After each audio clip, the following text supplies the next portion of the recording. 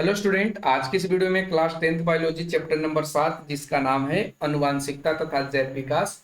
तो हम लोग इस चैप्टर के अति लघुत्तरीय प्रश्नों का उत्तर आज की इस वीडियो में करने वाले हैं। बाकी चैप्टर का अति लघुत्तरीय प्रश्न हमने करा दिया है, जो आपको इस वीडियो के डिस्क्रिप्शन में उसका लिंक मिल जाएगा, जहां से जाकर आप उसे आसानी से देख सकते हैं। क्लास 10 से रिलेटेड और भी वीडियो हमारे चैनल पे अपलोड है, तो आप लोग उसे भी देख सकते हैं। और अगर आप लोग हमारे चैनल पे नए हैं तो चैनल को सब्सक्राइब कर लीजिए। तो चलिए अब बढ़ते हैं अपने क्वेश्चंस की तरफ, देखते हैं उसका उत्तर कैसे लिखना है। तो देखिए, फर्स्ट क्वेश्चन आपके स्क्रीन पर दिख रहा है, जिसमें आपसे पूछा है कि कोशिका में जीन कहाँ अवस्थित होता है। तो कोशिका में जो जीन अवस्थित होता है वो गुणसूत्र में होता है। तो इसका राइट आंसर क्या बन जाएगा? गुणसूत्र। सेकंड क्वेश्चन में पूछा है कि विभिन्नता के दो मुख्य प्रकार कौन कौन से हैं।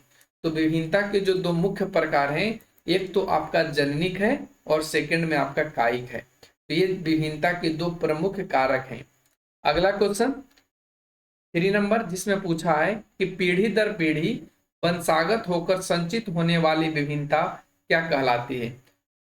और यहाँ पे आपका राइट बन जाएगा अनुवांशिक विभिन्नता।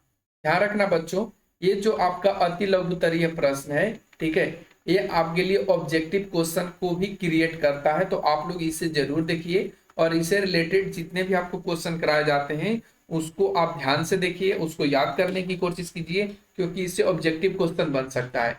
जैसे आपसे यहाँ पे क्वेश्चन पूछ लिया जाएगा कि कोशिका में जीन कहाँ अवस्थित होता है। ऑप्शन ए में दे दिया जाएगा, ऑप्शन ए में दे दिया गुणसूत्र, ऑप्शन बी में दे दिया माइटोकॉन्ड्रिया, ऑप्शन सी में दिया लाइसोसोम। तो ऐसे आपको ध्यान रखना है, ठीक है। तो इसका राइट आंसर क्या बनता? गुणसूत्र। तो ये आपका अति लघुत्तरीय ऑब्जेक्टिव क्वेश्चन भी बन सकता है, तो ध्यान रखना और इसको अच्छे से पढ़ना। अब आते हैं हम लोग क्वेश्चन नंबर 4 पे, जिसमें पूछा है कि ऐसे अनुवांशिक गुण या लक्षण जो स्पष्ट रूप से दिखाई देते हैं क्या कहलाते हैं। तो इसका राइट आंसर क्या होगा? फेनोटाइप, या इसको हम लोग लक्षण प्ररूप कहते हैं। क्या बोलते हैं? फेनोटाइप, या इसको लक्षण प्ररूप बोलते हैं, जो स्पष्ट रूप से दिखाई देते हैं। अगला क्वेश्चन 5 नंबर, इसमें पूछा है कि आनुवांशिक का पिता कौन कहलाता है। तो आनुवांशिक का जो पिता है उनका नाम है ग्रेगर जॉन मेंडल। क्या हो जाएगा? Gregor John Mendel. अगला क्वेश्चन, मेंडल ने अपने प्रयोग के लिए किस पौधे का चयन किया, उसका वैज्ञानिक नाम क्या है। तो मेंडल साहब ने जो पौधे का चयन किया था वो मटर का पौधा था, और उस पौधे मटर का जो वैज्ञानिक नाम है उसे हम लोग बोलते हैं पीसम सैटिवम। क्या बोलते हैं? Pisum sativum. ठीक है। अब आते हैं क्वेश्चन नंबर 7 पे। 7 नंबर क्वेश्चन में कहा है कि मेंडल के प्रयोग एक संकर संकरण से प्राप्त जीवन प्ररूपी अनुपात कितना होता है।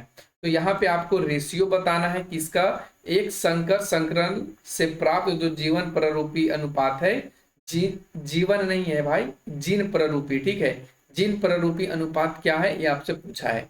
ठीक है, तो इसका रेशियो हो जाएगा 1:2:1। ठीक है, इसको हम लोग बोलते हैं 1:2:1। ठीक है। अब आते हैं क्वेश्चन नंबर 8 पे। 8 में कहा है कि मेंडल का प्रथम नियम क्या कहलाता है। तो मेंडल का जो प्रथम नियम है उसे कहा जाता है पृथक्करण का नियम। तो क्या बोलते हैं? पृथक्करण का नियम। अब हम लोग बढ़ते हैं क्वेश्चन नंबर 9 पे। इसमें पूछा है कि आनुवांशिक विभिन्नता के दो मुख्य स्रोत कौन कौन से हैं, उनका नाम लिखिए।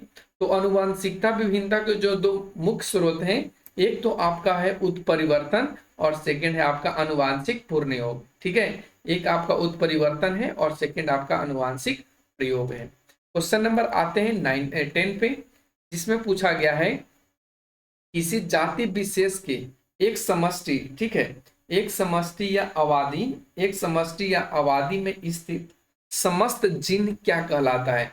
तो ध्यान रखना, एक कोई विशेष जाति की बात कर रहा है जिसमें जो जीन है वो समस्त रूप से जो स्थित होता है उसे क्या कहा जाता है, ये क्वेश्चन आपसे पूछा है। तो इसको हम लोग बोलते हैं जीन कोश। क्या बोलते हैं इसको? जीन कोश। ठीक है।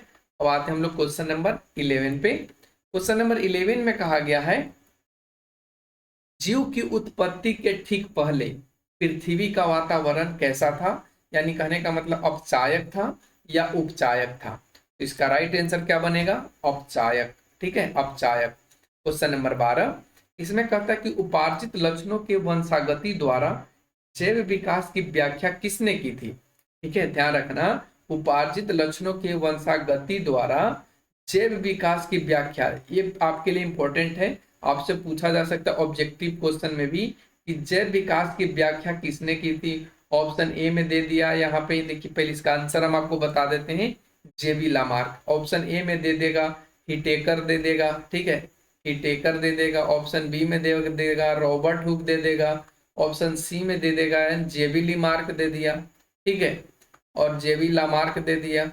और फिर उसके बाद ऑप्शन डी में आपको दे दिया यहाँ पे ग्रेगर जॉन मेंडल, ठीक है, ग्रेगर जॉन मेंडल। तो आप लोग तो यहाँ पे कंफ्यूज हो जाएंगे क्योंकि यहाँ पे ग्रेगर जॉन मेंडल का भी नाम है। तो आपका जब याद रहेगा तो आप सीधे यहाँ पे ऑप्शन सी को क्लिक करिएगा, ठीक है। तो आपको ऐसे ही याद करना है, जो हमने आपको बताया कि अति लघुत्तरीय क्वेश्चन है वो आपके लिए ऑब्जेक्टिव क्वेश्चन भी बन जाता है। अगला क्वेश्चन 13 नंबर, इसमें कहता है कि प्राकृतिक चुनाव द्वारा प्राणियों के विकास का सिद्धांत किसने दिया था। ध्यान रखना, ये प्राकृतिक चुनाव द्वारा दिया था प्राणियों में विकास का सिद्धांत। ये देने वाले व्यक्ति थे चार्ल्स रॉबर्ट डार्विन। कौन थे? Charles Robert Darwin. कहीं कहीं इनका नाम डार्विन ही ऐसे ही लिखा रहेगा, तो आप ध्यान दे दीजिएगा वहां पे। अब आता है क्वेश्चन नंबर 14, जिसमें पूछा है कि जीवाश्म की आयु निर्धारण की एक वैज्ञानिक विधि है, उसका नाम बताइए। तो उसको हम लोग बोलते हैं रेडियो कार्बन काल निर्धारण, या इसको जो विधि है इसको हम लोग कार्बन डेटिंग विधि भी बोलते हैं, ठीक है, कार्बन डेटिंग विधि भी इसको बोला जाता है। तो आप ध्यान रखेंगे, अगर आपको कार्बन डेटिंग विधि मिलता है और ये लिखा हुआ नहीं मिलता है तो आप कार्बन डेटिंग विधि को ही लगाएंगे सही आंसर में। अगला क्वेश्चन 15, जिसमें पूछा है कि जीवों का वह गुण जो अपने जनको अथवा अपनी ही जाति के अन्य सदस्यों के उसी गुण के मूल स्वरूप से भिन्नता दर्शाता है, उसको हम लोग क्या कहते हैं? तो उसको हम लोग बोलते हैं विभिन्नता। उसको क्या बोलते हैं? विभिन्नता। जो अपने जाति से अलग रूप दिखाता है या अपने जाति के मूल रूप से अलग तरीके से वो बिहेव करता है, तो ऐसे चीजों को या ऐसे जीवों को हम लोग विभिन्नता बोलते हैं। अगला क्वेश्चन 16 नंबर, जिसमें पूछा है कि जीवों के शरीर में जो होने वाली वैसी विभिन्नताएं जो एक पीढ़ी से दूसरी पीढ़ी में वंशागत नहीं होती है। मतलब कहने का मतलब कि अगर कोई एक व्यक्ति या कोई एक पीढ़ी या कोई एक मतलब जीव की बात करें जिसमें एक तरह की विभिन्नता नहीं पाई जाती है, जैसे एक में हाथ है सेकंड में हाथ नहीं है, तो ऐसा अगर नहीं है तो इसको हम लोग क्या कहते हैं? ठीक है, तो इसको हम लोग बोलते हैं कायिक विभिन्नता। क्या बोलते हैं?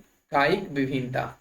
अगला क्वेश्चन 17, जिसमें पूछा है कि मेंडल के अनुवांशिकी के प्रयोग में F1 पीढ़ी के उन पौधों को जिनमें जनक पौधों के दोनों विपरीत गुण मौजूद हैं, क्या कहा गया? देखिए ध्यान रखना, ये जो ग्रेगर जॉन मेंडल साहब थे, इन्होंने F1 पीढ़ी में उन पौधों को शामिल किया था जिनके दोनों विपरीत गुण थे। उनको कहा इन्होंने ये प्रथम संतति है। क्या है? प्रथम संतति। अगला क्वेश्चन 18, जिसमें कहा है कि मेंडल के एक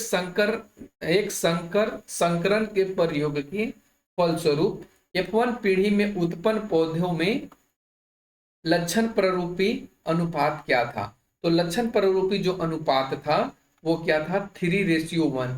ध्यान रखना, यहाँ पे आपको लक्षण प्ररूपी की बात किया है तब आप 3:1 लगाएंगे, ठीक है। नहीं तो अभी हमने आपको ऊपर बताया था 1:3:1, तो आप यहाँ पे इस पे थोड़ा सा गौर करिएगा, ठीक है। यहाँ पे 3:1 ही इसका होगा, 1:3 नहीं होगा। अगला क्वेश्चन आता है 19 नंबर, जिसमें पूछा है कि मेंडल के द्वारा मटर के पौधों पर किए गए अनुवांशिकी के प्रयोग में बौनापन किस प्रकार का गुण था? प्रभावी गुण था या अप्रभावी गुण था? तो जो बौनापन था वो आपका अप्रभावी गुण था। कौन सा गुण? अप्रभावी, ठीक है। तो आप ध्यान रखना इसको। अब आते हैं क्वेश्चन नंबर 20 पे, जिसमें पूछा है कि मनुष्य में पाए जाने वाले 23 जोड़े क्रोमोसोम में 22 जोड़े एक ही प्रकार के क्रोमोसोम होते हैं, उसे हम लोग क्या कहते हैं? तो उसको हम लोग बोलते हैं ऑटोसोम। क्या बोलते हैं उसको? ऑटोसोम, ठीक है, ऑटोसोम, ठीक है। अब आते हैं क्वेश्चन नंबर 21 पे। इसमें पूछा है कि जीव विज्ञान की वह शाखा इसमें जीवों की उत्पत्ति तथा उसके पूर्वजों का इतिहास तथा समय समय पर उनमें हुए क्रमिक परिवर्तनों का अध्ययन किया जाता है, वो क्या कहलाता है? तो इस चीज को हम लोग बोलते हैं जैव विकास। ठीक है, इसको क्या बोलते हैं? जैव विकास। क्वेश्चन नंबर 22, इसमें पूछा है कि प्राकृतिक चुनाव द्वारा जीवों का समझ या जैव विकास द्वारा यह व्याख्या क्या कहलाता है? तो इसको हम लोग बोलते हैं डार्विनवाद। क्या बोलते हैं उसको? डार्विनवाद बोलते हैं। क्वेश्चन नंबर 23, इसमें पूछा है कि जीवों के वैसे अंग जो संरचना एवं उत्पत्ति की दृष्टिकोण से एक समान होते हैं परंतु वे अलग अलग कार्यों का संपादन करते हैं, क्या कहलाते हैं? तो उसको हम लोग बोलते हैं समजात अंग। ठीक है, जो अलग अलग कार्यों को करते हैं लेकिन देखने में एक जैसे होते हैं, तो उसको हम लोग बोलते हैं समजात अंग। अगला क्वेश्चन, लुप्त हो चुके जीवों पर पत्थरों पर पाए जाने वाले चिन्ह क्या कहलाते हैं? यानी कहने का मतलब है कि जिस प्राणी की संख्या समाप्त हो चुकी है, लुप्त हो गई है पूर्ण रूप से, उनके चिन्ह या उनके निशान पत्थर पर पाए जाते हैं। तो ये जो पत्थर पर पाए जाने वाले चिन्ह या निशान है, उसे क्या कहा जाता है? तो इसका राइट आंसर क्या बन जाएगा यहाँ पे? उसको हम लोग बोलते हैं जीवाश्म। क्या बोलते हैं? जीवाश्म। अगला क्वेश्चन 25, इसमें कहता है कि एक ही प्रजातियों के सदस्यों के बीच आपस में होने वाले प्रजनन को क्या कहते हैं? तो एक ही प्रजातियों के सदस्यों के बीच में जो आपस में प्रजनन होता है उसको हम लोग लैंगिक जनन बोलते हैं या लैंगिक प्रजनन बोलते हैं। ठीक है, क्या बोलते हैं? लैंगिक जनन या लैंगिक प्रजनन। अब आते हैं क्वेश्चन नंबर 26, जिसमें पूछा है कि फूल गोभी किस प्रकार का पुष्प है या पौधा है? पुष्प का मतलब पौधा ही होता है, तो ये किस प्रकार का पौधा है? इसका राइट आंसर होगा बंध्य पुष्प। क्या इसको बोलते हैं? बंध्य पुष्प। अगला क्वेश्चन 27, जिसमें पूछा है कि मानव का उद्भव स्थान मूल रूप से अफ्रीका है या एशिया? तो इसका राइट आंसर क्या बनेगा? अफ्रीका। ठीक है, मूल रूप से मानव का जो उद्भव स्थल है वो कहाँ है? अफ्रीका। क्वेश्चन नंबर 28, जिसमें पूछा है कि उद्भव की दृष्टि से मानव का सबसे बड़ी करीबी संबंधी कौन है? उद्भव की दृष्टि से मानव का सबसे करीबी संबंधी कौन है? इसका राइट आंसर बन जाएगा चिंपैंजी। कौन बनेगा? चिंपैंजी। क्वेश्चन नंबर 29, जिसमें पूछा है कि आधुनिक मानव का प्राचीनतम जीवाश्म अफ्रीका के किस स्थान से प्राप्त हुआ है? तो आधुनिक मानव का जो प्राचीनतम जीवाश्म है वो इथियोपिया से प्राप्त हुआ है। कहां से? इथियोपिया से। ठीक है, क्वेश्चन नंबर 30, जो आज का आखिरी क्वेश्चन है। ठीक है, आपसे पूछा यहाँ पे कि डीएनए अनुक्रम के तुलनात्मक अध्ययन द्वारा किसी जीव के पूर्वजों की खोज क्या कहलाता है? ध्यान रखना, ये कहता है डीएनए अनुक्रम के तुलनात्मक अध्ययन के द्वारा, यानी डीएनए से अकॉर्डिंग जो खोज की जाती है किसी जीव के पूर्वज की, उसे हम लोग क्या कहते हैं? तो उसको हम लोग बोलते हैं आणविक जाति वृत्त। क्या बोलते हैं उसको? आणविक जाति वृत्त। तो आज के चैप्टर में बस इतना ही क्वेश्चन है। तो कैसा लगा आज का ये वीडियो, आप लोग कमेंट सेक्शन में कमेंट करके जरूर बताइए। अगर आप लोग चैनल पे नए तो चैनल को सब्सक्राइब कीजिए। Thanks for watching, take care, bye bye.